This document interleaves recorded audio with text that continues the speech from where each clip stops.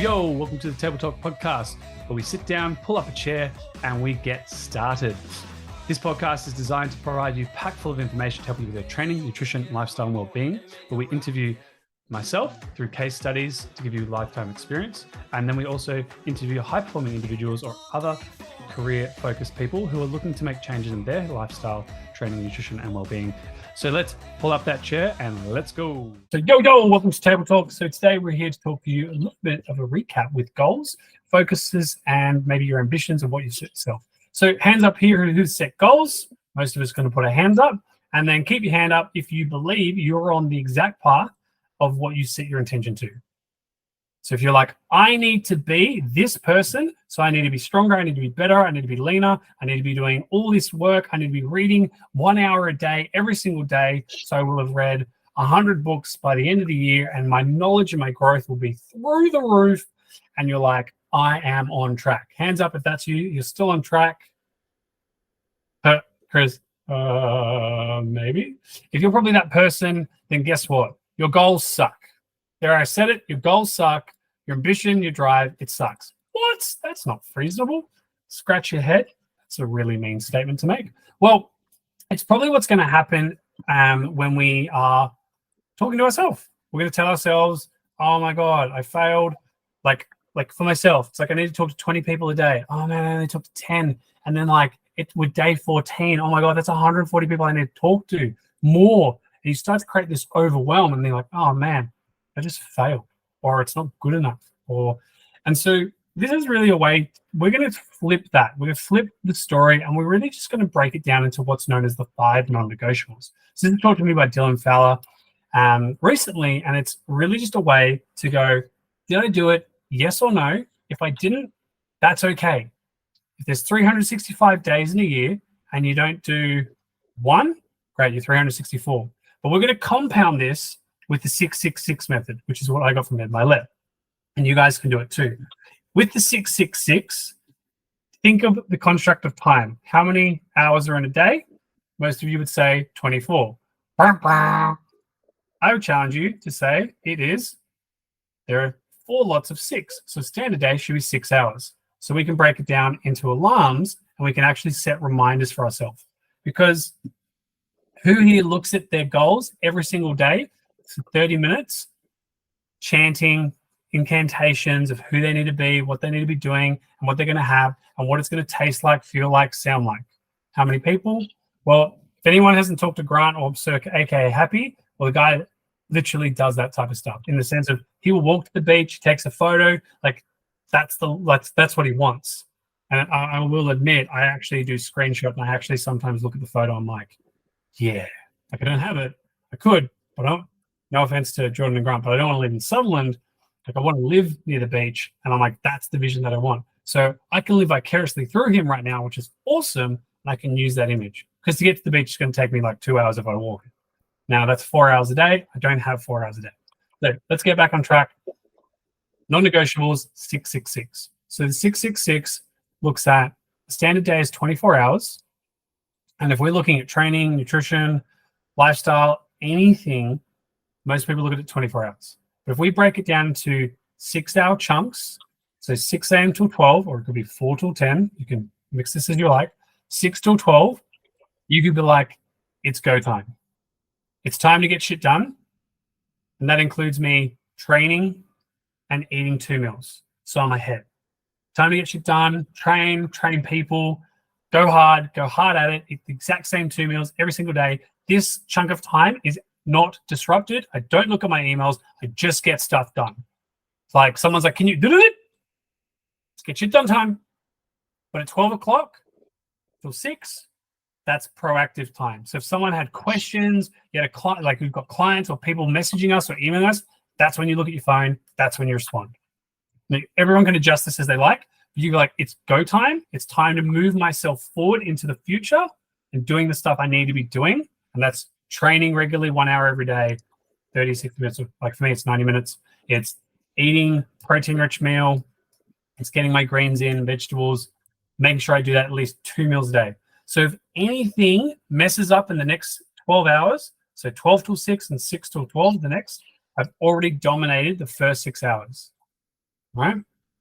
Now, what happens if that all goes tits up? What do most people do? If your day is ruined, you go, the whole day is gone. How many people have had a day where they've gone like this? Done. I just want to go back into bed. How many people have done this or had a day like that? Probably all had one of those days. I'm tired. I feel unwell. Oh, but I got to work. Sometimes you just have to give yourself that permission. 24 hours is a lot of time. But if you give yourself 6 hours, and Eddie, can I tell a story about you? So with Eddie, he was like, I'm so tired. Like, I just want to go back to sleep. It's 6 a.m. Oh. I looked at him like, hey, man, why don't you go have a nap? He's like, what? Like, go have a nap. You go in the park, like it's 7:30. The sun would be lightly coming out. With the sun, the skin be nice, the towel over the eyes. Go have a nap. He's like, what? I'm like, yeah, go have a nap. 2-hour break. So he's, let's dominate. Just not feeling it. I want to dominate, but I just can't. Cool. Let's move all the things we need to do to dominate and own the day. Let's move that to the second day, so 12 till 6. He went and had a nap. He came back and goes, I feel great. Great. So instead of starting hard on 6, he's gone, cool, this needs to be a recovery element. This needs to be about me, giving back to me, so then I can be better prepared for the next day. Also, if you have a day where you go, just don't feel it. Sometimes, you guys do hard sprints. You guys work hard. Like, you might be running your own business. You might be working long hours, and you're just putting in the work for your future self. So in a year, 2, 3, 4, 5 years' time, your future self will be like, that is the best thing I ever did. Like, you're further ahead than that you believe. But right now, it feels really hard. It's like you're putting in a lot of time. You're not seeing the return that you want. Sometimes you just hit those days. You just go, I got to give myself that time. You could even, go for a walk, go to your favorite cafe, get your favorite food. But you do it for a 6-hour window, not the whole day. So then when it comes to 12 till 6, you're like, right, what is one thing I can do to move forward, or 2 things? Most people do like 5 things, 1 or 2. Keep it simple. And then you're cool. I do that. Oh, it's 4 o'clock. I still got 2 hours. You could either do something else, or you give yourself permission to slow down and rest. So many people push hard all the time, but when you break it down, you're able to do sprints, but then you're also able to manage that time more effectively. When it comes to your third element, so from 6 till 12, me personally, I'm like OCD with this. I'm like, okay, 6 till 12, it's still go time. And then I will work till 12, and then I'm like, I'm so tired. So for me, go hard first 6 hours. I then do more creative administration, stuff that needs to be done in the moment. And then 6 p.m. till 12, it's all about winding down, chilling out, reading a book, right? Now bring it back. My goal was to read 30 minutes a day. Guess what? Karl hasn't done for 30 minutes a day for the last 17 days.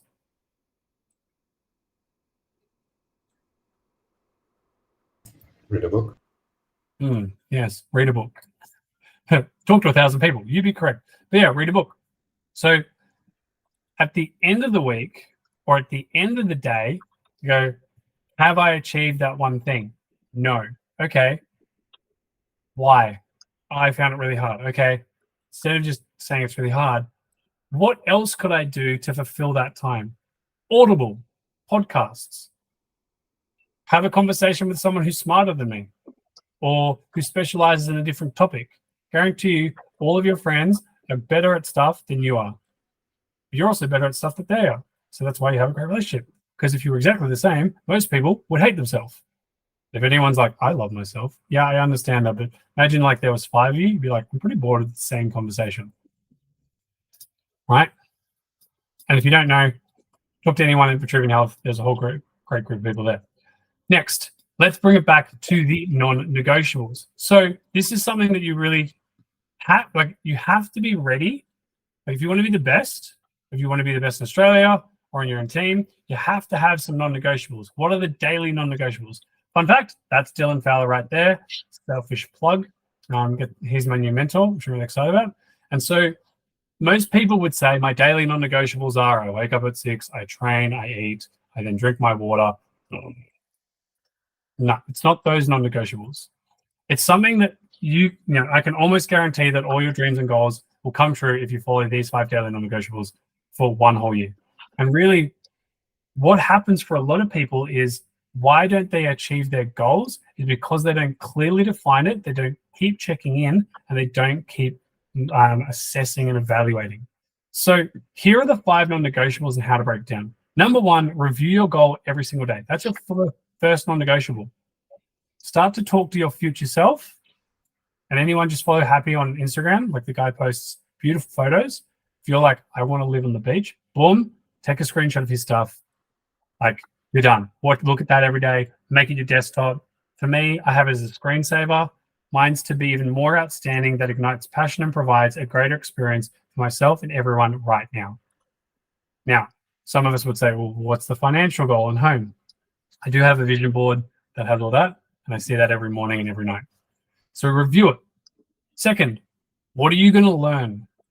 What is something that you're going to commit to? Is it 10 minutes, 15 minutes, 20 minutes? And how can you learn for it? I'm going to learn, I want to be the best personal trainer. I want to be the best nutritionist. I want to be the best online coach. I want to be the best lawyer. I want to be the best accountant, doctor, any profession. What are you going to learn? It's going to help you sharpen your skills and tools to move forward in your industry. Most people, for example, if I said I wanted to be the best chiropractor and I'm studying nutrition books, am I completely dialed in on learning towards the profession I want to be better at? Yes or no? Anyone want to jump on?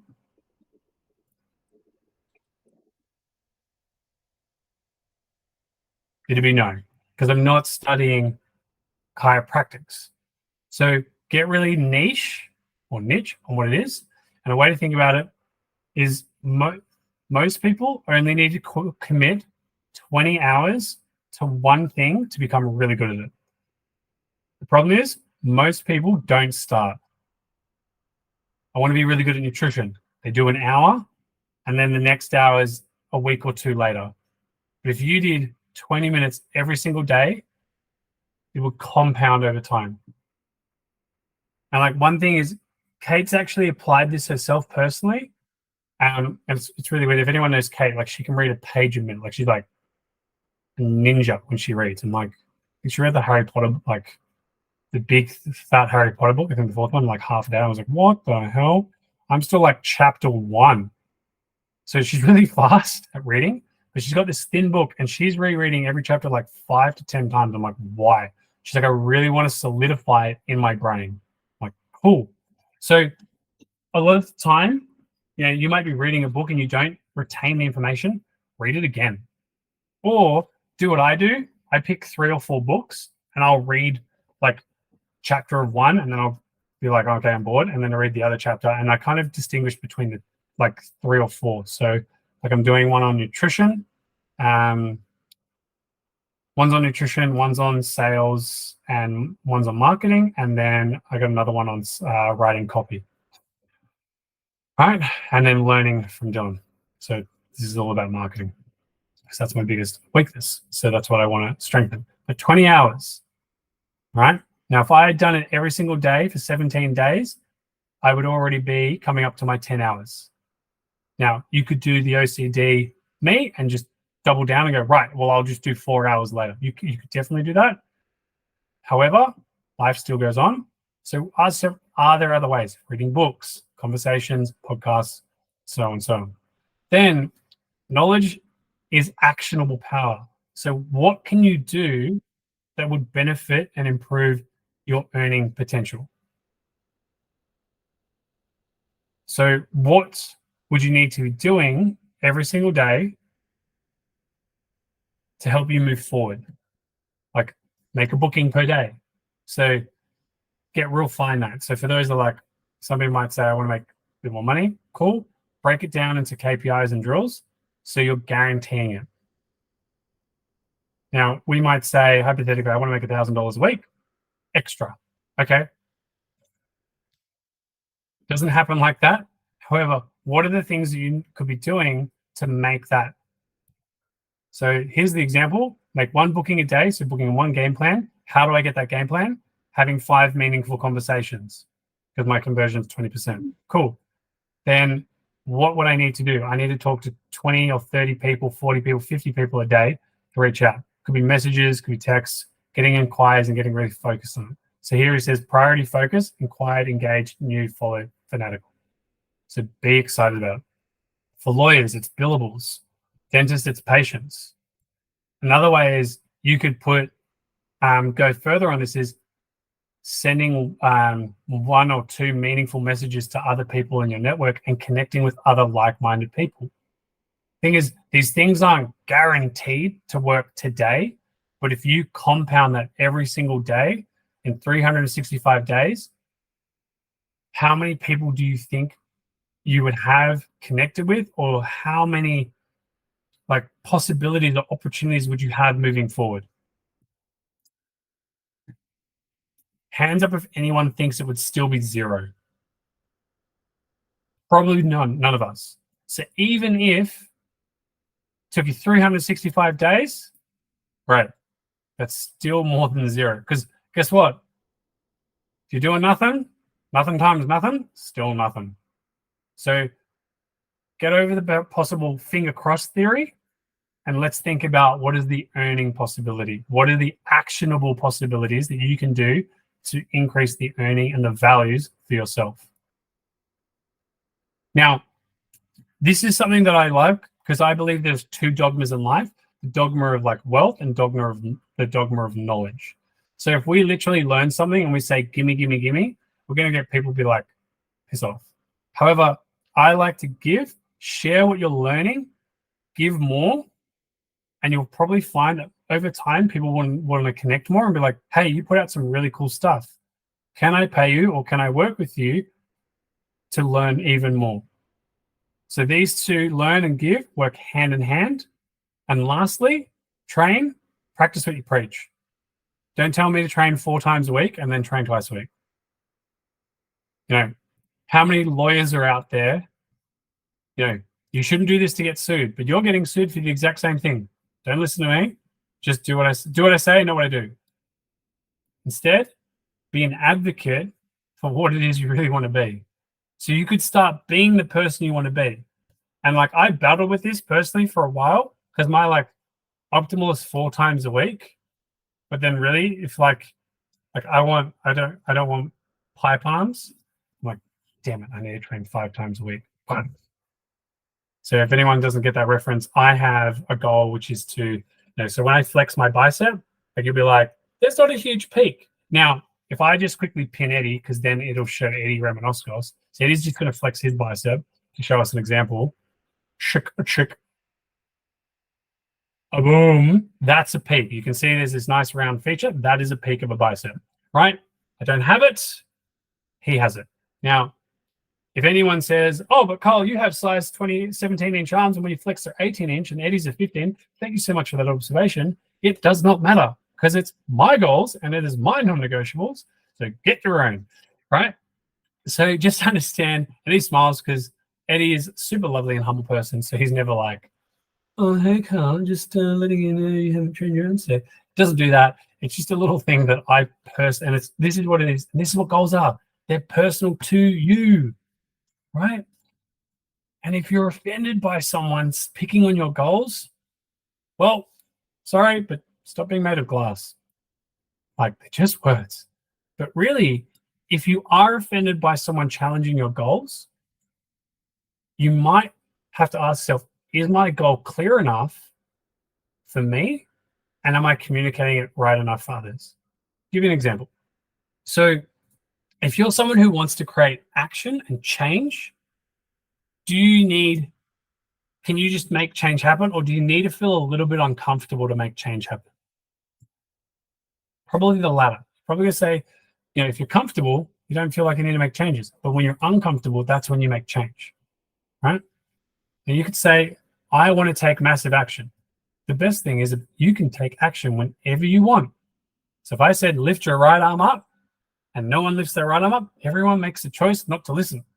But if everyone listens and does it, everyone makes a choice. And in that moment, we could all make that decision and we could all make that choice, right? So you all have a choice. Now, if you say, I want like to make uncomfortable action, And the question that says, oh, so do you need to be in pain to make uncomfortable action? And you go, well, no, that's not what I mean. So you start to break it down. And you might say, well, I just mean when I get uncomfortable, that's usually when I take action. However, I don't like being uncomfortable. I just want to start taking action now. Right? So when an idea happens, I want to take action on it now. So the theme or the phrase that you would say, is it uncomfortable action, or you just want to be taking action now? You flesh it out a little bit. So if someone's challenging your goal, take it as an opportunity to help you refine the goal. It's like, oh, well, actually, no, I want to take action. And you flesh it out a little bit more. And it's like, well, why do you want to take action? Well, I want to take action so I can move myself forward, or so I can be healthier. Or what's healthier? Or I'm currently, I currently am sick a lot. I noticed I had like a cold every month. I just don't want to go through that again. Okay. So we want to take action towards living a healthier life. What would a healthier life look like? Would you be sad? Oh, I'd be happier. Okay. Well, would that be, well, actually, yeah, I want to take action so I can live a happy, healthy life. So I'm not sick and I feel great. Awesome. And so from uncomfortable, so do you need to take uncomfortable action? No, I just need to start taking action towards my health and well-being. Great.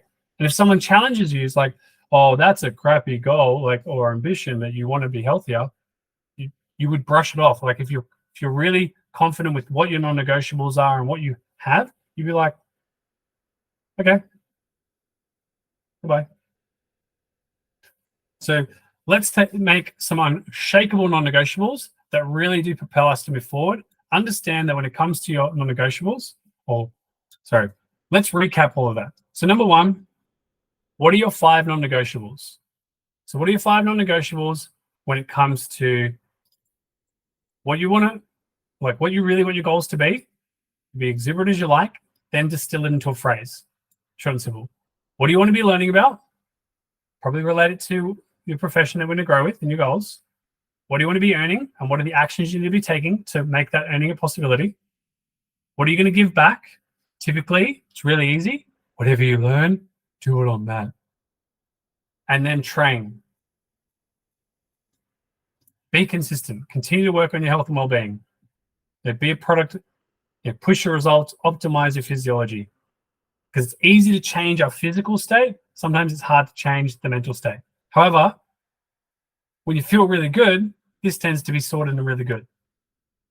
All right? And then for time management, for those that find it really hard, you can break it down. And look, I'm not the brightest guy, but set an alarm that tells you what to do. It's 12 o'clock. Cool. Well, sorry, 6 o'clock. Be a savage, delegate, dominate sales and marketing, and reach out to 20 people every day. Cool, 12 o'clock. Friday, at the end of the week, I go, what's gone well, what didn't go well, and what can you improve? 30 minutes, get it done. Like, write it up. And then at nighttime, what's one thing for tomorrow to grow faster now? And then it's another one at the same time. Is like, how are you tracking towards changing 1,000 people's lives and building an elite team of 20 people? So having those little alarms set in place at the 6, the 12, and the 6 are really helpful, because then you don't have to bring a book with you. Because who here brings a journal with them everywhere? Who here brings their phone with them everywhere? All of us. So put in your phone as an alarm. Like, if you, and James Clear, Atomic Habits, so like habit stacking. If you use an alarm to wake up, rather than it being like alarm, change the alarm to what you really want to be achieving to remind yourself of your goal every day. Make it your desktop. And I'll share my screen right now. And for those to see, my screen when I work reminds me, stay on one thing. Focus on one thing. Like literally, it's the same thing. Clearly define the expectations and hold them. Stay clear on what you do. Stop deferring and work on the same vision and mission. It's like, stop getting distracted. So like, maximize your space to remind you. Like where I work, I actually and I haven't told anyone this, but one thing I do is I actually I have a business card of Jordan, Grant, Julia, and Eddie. It's the people that I work with, and I literally just it's God, with tear, don't tear. It's literally on my desk, and it's to remind me like the people that I work with, and like just to remind me like I need to do what I need to do, so I can also help them achieve their goals.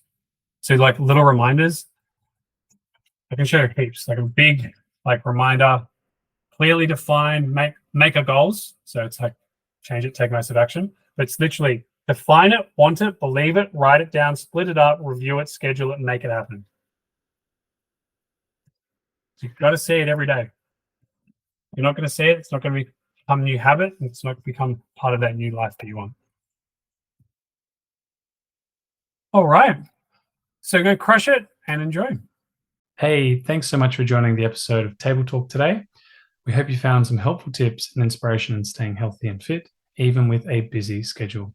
Be sure to subscribe to our podcast. Stay tuned for our next conversation. Until then, keep prioritizing yourself, your health, your fitness, and we'll see you on the next Table Talk.